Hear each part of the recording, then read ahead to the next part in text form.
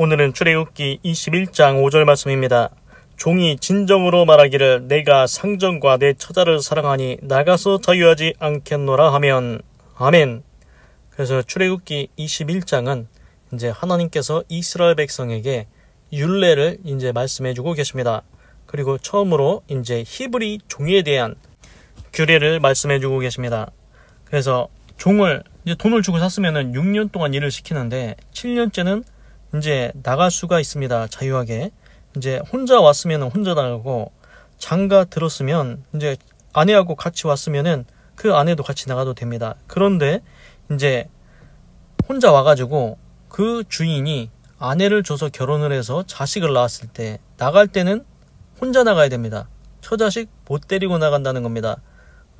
왜냐하면 그 주인의 소유이기 때문입니다. 그런데 오늘 이렇게 말씀하십니다. 또 5절 종이 진정으로 말하기를 내가 상전과 내 처자를 사랑하니 나가서 자유하지 않겠노라 하면, 그런데 이 남자 종이, 히브리 남자 종이 이제 7년째 나갈 때가 됐는데 이제 자기 아내도 사랑하고 자식도 사랑하고 또 이제 내가 상전, 자기 주인도 사랑합니다. 상전도 사랑하고 아내도 자식도 사랑하면 이렇게 얘기하면 됩니다. 내가 나가서 자유하지 않겠습니다. 나 여기 있고 싶습니다. 이렇게 얘기하면 된다는 겁니다.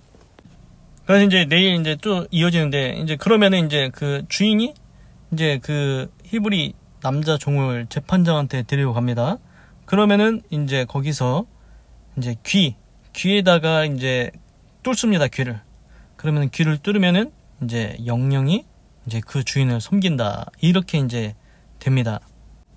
뭐 이렇게 생각할 수 있지요. 우리도 옛날에 이제 부자 중에 뭐 천석군 만석군 있는데, 저 부자는 진짜 동네 사람들이 다 인정할 만한 부자야. 인심도 좋고 이제 잘 대해준다. 그래서 이제 선비도 보면은 좋은 선비 있지 않습니까? 좋은 양반도 있었습니다. 그 흥부와 놀부에서 놀부처럼 나쁜 양반만, 나쁜 선비만 있던 게 아닙니다. 그래서 제가 생각할 때는 그런 사람들 밑에서는, 그런 선비들, 그런 양반 밑에 있는 노비들은, 종들은 내가 여기서 계속 있으면 좋겠다. 왜 그러냐면은 이제 그 당시에는 이제 노비가 나가면 또 무슨 일 하겠습니까? 또 다른 집에 가서 노비하고 종로를 해야 됩니다. 그런데 어차피 다른 데 갈 바에는 여기서 주인이 나에게 이렇게 잘해주니까 내가 여기서 계속 있는 게 낫겠다. 이런 마음이 들지 않겠습니까? 지금 그거랑 똑같은 걸 성경에서 먼저 얘기하고 있는 겁니다. 그 오래전에 성경이 미리 알려주고 있습니다. 히브리 종이 이제 팔려가지고, 돈 주고 팔려가지고 6년 동안 일하고 7년째 나가야 되는데, 와가지고 그 주인이 거기서 결혼시켜주고 자식을 낳았는데 이제 7년째 나갈 수 있는데, 이제 자기가 상전도 사랑하고, 내가 상전이 너무 좋습니다. 그리고 나한테 주신 아내도 자식도 내가 너무 사랑합니다. 그래서 내가 여기서 그냥 계속 있고 싶습니다. 밖으로 나가서 자유하지 않고 여기서 계속 일을 하고 싶습니다. 이렇게 하면은 거기 계속 일하면 된다는 겁니다. 지금 이 하나님의 규례, 히브리 종에 대한 규례를 보니까 어떻습니까? 주인도 원래 그 아내도 원래 주인의 소유였습니다. 그 주인도 손해보지 않고, 원래 그렇지 않습니까? 만약에 제가 말씀드렸죠. 소도 원래 주인의 소유였으면은 주인이 손해보면 안 되지 않습니까?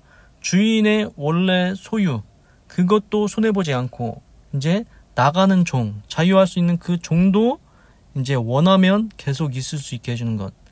그래서 주인도 그 종도 공평하게 이렇게 다 고려해서 이런 규례가 있다는 겁니다. 하나님의 규례가 참으로 세심하고 세밀하지 않습니까? 어떻게 이런 것까지 생각을 해서 이렇게 자세하게 기록을 해냈겠습니까? 그래서 이제 우리가 만약에 이런 하나님께서 주신 규례가 없다. 근데 이제 우리가 살아가면서 뭐 조선시대처럼 뭐 종이 생길 수도 있지 않습니까? 그러면은 이제 뭐 법이라든가 이런 거 만들어야 되지 않습니까? 그러면은 우리 같으면 어떤 법을 만들겠습니까? 야, 한 번 종이 됐으면은 너는 영원히 종이여. 너 나갈 생각 하지 마. 이렇게 하지 않겠습니까? 그래서 이제 못 나가게끔 그렇게 만들어 놨겠죠. 그러니까 사람 같으면은 자기 이득을 생각해서 종의 인권을 생각하지 않을 것 같습니다. 그런데 하나님의 말씀은 다릅니다. 하나님은 히브리 종이라 할지라도 그들을 사람으로 대해라. 인권을 존중하라고 이렇게 규례를 만들어 주십니다. 그래서 이제 하나님께서 이제 뭐 손해배상 뭐 이런 것도 쭉 나오는데, 이제 하나님의 말씀 지금 이것만 봐도 어떻습니까? 이제 공평하고 의롭지 않습니까? 그렇습니다. 종이라 할지라도 이런 하나님의 공평하고 의로운 법 때문에 그 사회가 잘 유지될 수 있다는 겁니다. 이스라엘 백성이 가나안 땅에서 세울 이스라엘 국가는 이런 규례를 지키라는 것입니다. 그래야 사회가 잘 유지된다는 것입니다. 그러면 어떻게 되겠습니까? 그래야 억울한 사람이 없습니다. 괴로움 당하는 사람이 없습니다. 피해보는 사람이 없다는 것입니다. 그렇게 해야 사회의 각 구성원이 잘 살 수 있다는 것입니다. 그리고 유지가 잘 된다는 겁니다. 만약에 한쪽만 치우쳐서 법을 만든다? 주인한테만 좋게. 이제 주인이 이제 돈도 있고 이제 권력도 생기면은 자기 마음대로 뭐 법을 바꿀 수 있다. 그러면은 자기한테만 이롭게 법을 만들어 놓으면은 종은 피해보고 억울하고 영원히 종으로 살고 그렇게 되지 않겠습니까? 그런데 이제 문제는 뭐냐면은 거기서 끝나는 게 아닙니다. 하나님께서 그 피해보는 것, 억울한 것 가만히 두고 보지 않습니다. 공의의 하나님이 심판을 하십니다. 그런데 더 큰 문제는 또 무슨 문제가 생기는지 아십니까? 그렇게 되면은 처음에는 좋아하겠죠, 주인이. 야, 내가 종 한번 사서 쟤 영원히 종이 돼. 이제 제 거는 이제 아무것도 없어. 내가 다 챙기는 거예요. 이렇게 하면은 나중엔 어떻게 될까요? 나중에는 혁명이 일어납니다. 반란이 일어납니다. 종이 영원히 종으로 살려고 하겠습니까? 미래의 희망이 안 보이는데, 미래의 소망이 안 보이는데 종이 영원히 종으로 살려고 하겠습니까? 아닙니다. 밑에서부터 혁명이, 반란이 일어납니다.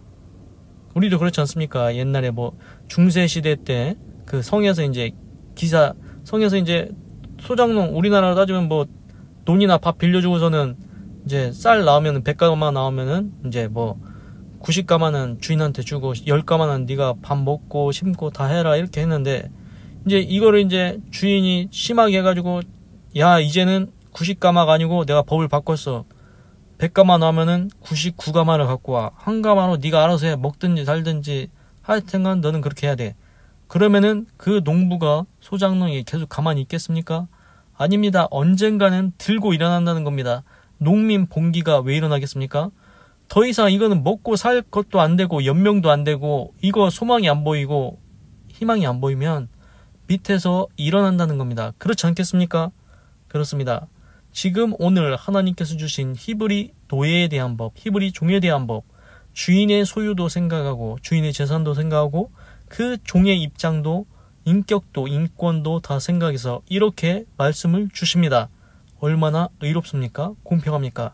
그래서 하나님의 말씀이 우리 생각보다 훨씬 뛰어나고 좋다는 것입니다.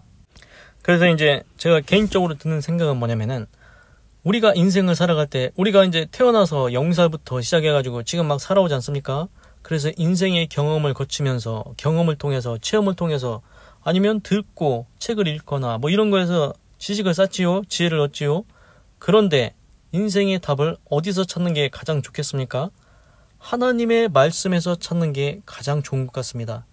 하나님은 태초부터, 역사의 처음부터 지금까지 계셨고, 오늘 보시는 말씀처럼 하나님의 말씀이 얼마나 이롭고 공평합니까? 그렇습니다. 우리가 인생을 살아갈 때 어떤 문제가 생길 때 하나님께 기도하십시오.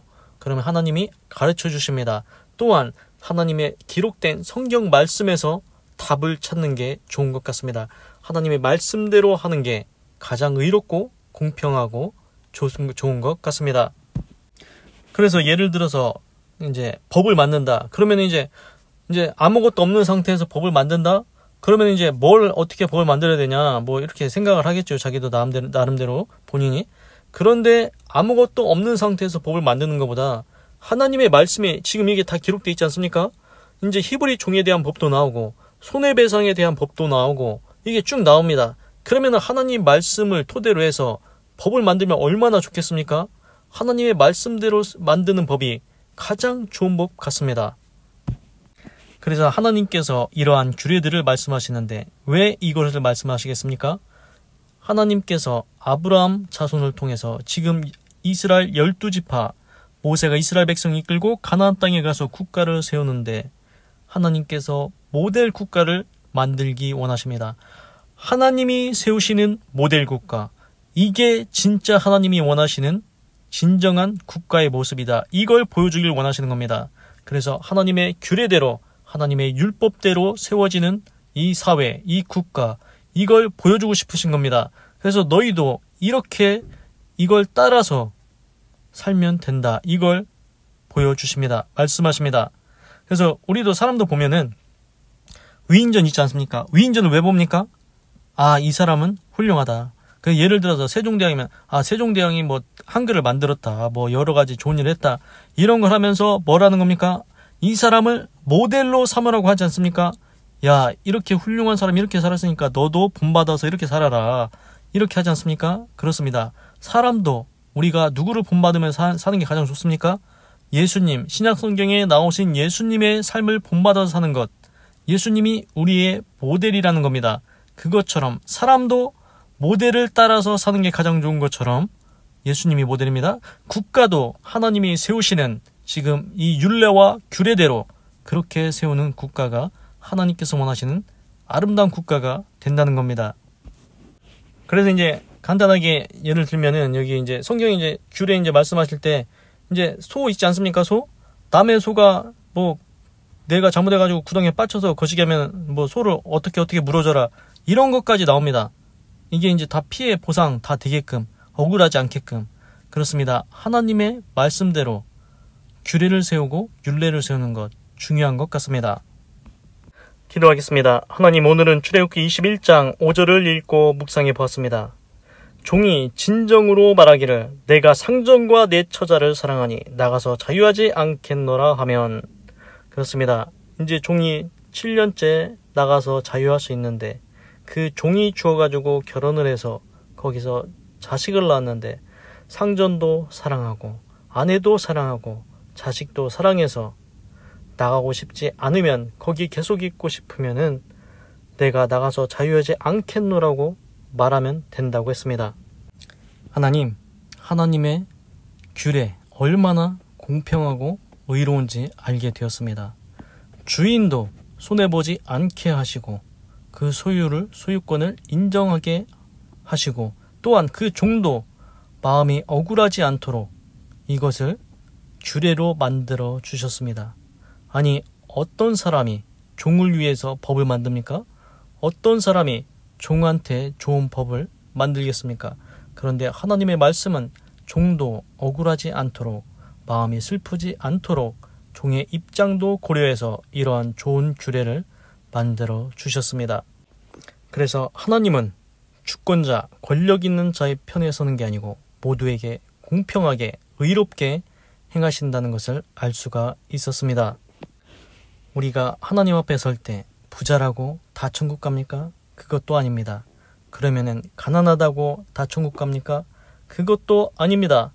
부자든 가난한 자든 그게 중요한 게 아니고 예수 그리스도를 믿느냐, 그걸로 하나님께서 천국과 지옥을 나누십니다. 그렇습니다. 하나님은 양쪽에 다 공평하시고 의로우신 하나님이시라는 것 깨달았습니다.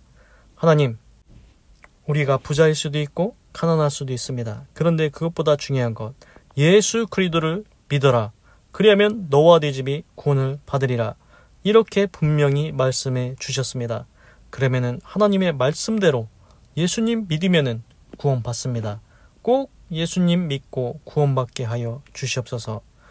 우리가 살아갈 때 누구의 말을 믿으며 살아갑니까? 사람의 말은 완전하지 않습니다. 자기 자신도 실수할 때가 있습니다. 그리고 의도를 가지고 일부러 사기칠 수도 있습니다. 어떻게 사람의 말을 100% 믿겠습니까? 이제 진실을 얘기할 때도 있겠죠. 사실을 얘기할 때도 있습니다. 그래서 저 말은 진짜인 것 같아, 믿어도 됩니다. 그런데 거짓말할 때도 있지 않습니까? 실수로 말할 때도 있지 않습니까? 의도를 가지고 일부러 사기칠 수도 있지 않습니까? 그 말은 믿지 말아야 됩니다. 그래서 우리 인간은 100% 진실한 말은 하지 않습니다. 잘못된 말을 할 수도 있다는 겁니다. 그런데 하나님의 말씀은 다릅니다. 하나님은 100% 진실만을 얘기하십니다. 하나님의 말씀은 진실입니다. 옳습니다. 정의입니다. 의롭습니다. 하나님은 한 번도 거짓말을 하지 않으셨습니다. 그 하나님께서 성경에 기록하십니다. 성경에 말씀하신 것 다 기록해 놓았습니다. 성경에 주 예수를 믿으라 너와 내 집 구원을 받는다. 이 말씀 거짓말이라고 생각하십니까? 거짓말이라고 생각해서 내가 안 믿으면 누가 손해보는지 아십니까? 나만 천국에 가지 못하고 지옥에 가야 된다는 겁니다. 하나님은 손해볼 게 아무것도 없습니다. 네가 믿든지 말든지 네가 결정하라는 겁니다. 나는 분명히 진실을 얘기해줬다. 사실을 얘기해줬다. 예수님 믿으면은 분명히 구원 받는다고 내가 얘기했는데 믿고 침례받는 자는 구원을 얻을 것이요 믿지 않는 자는 정죄를 받으리라. 이렇게 내가 얘기했지 않느냐. 나는 진실만을 얘기했다. 그런데 그것을 믿을지 말지는 네가 결정하는 거다. 그래서 하나님의 말씀은 100% 옳습니다. 지금까지 한 번도 거짓말을 하신 적이 없습니다. 사람은 거짓말을 해도 하나님은 거짓말을 하시지 않습니다. 하나님의 말씀 꼭 믿게 하여 주시옵소서. 세상에 이런 사람들 주변에 많이 있지 않습니까? 누가 장사 뭐 팔러 와가지고 막 귀에다가 막 얘기해 주면은 막 이제 귀가 얇아가지고 저거 사야 되겠네 해서 사고 그러지 않습니까? 그렇게 사람의 말도 들으면서 그걸 믿어가지고 그걸 사면서 왜 하나님의 말씀은 믿으려고 안 하십니까? 그 팔아먹으려는 그 사람보다 하나님의 말씀이 더 진리입니다. 하나님의 말씀이 더 진실합니다. 하나님의 말씀 꼭 들으시기 바랍니다. 주 예수를 믿으십시오. 그러면은 구원을 받습니다. 하나님께서 우리에게 약속으로 주신 말씀입니다. 하나님의 말씀 예수님 믿으면 구원받겠습니다. 제가 꼭 예수님 믿고 구원받을 수 있도록 역사하여 주시옵소서. 아니 이 사람 저 사람 그 사람 여러 사람의 말은 듣고 그런가 보다 믿기도 많이 합니다. 그런데 왜 유독 하나님의 말씀은 안 믿으려고 하는지 하나님 마음의 문을 열어 주시옵소서. 하나님의 말씀이 더 진실이라는 것을 깨닫게 하여 주시옵소서. 그래서 꼭 예수님 믿고 구원받고 천국 갈 수 있도록 인도하여 주시옵소서. 하나님 감사합니다. 사랑합니다. 찬양합니다. 주님 홀로 영광 받으소서. 사랑이 많으신 예수님의 이름으로 기도드립니다. 아멘. 건강하시고 예수님 믿고 구원받으시고 예수 내 구주 하나님의 축복이 임할지어다. 아멘.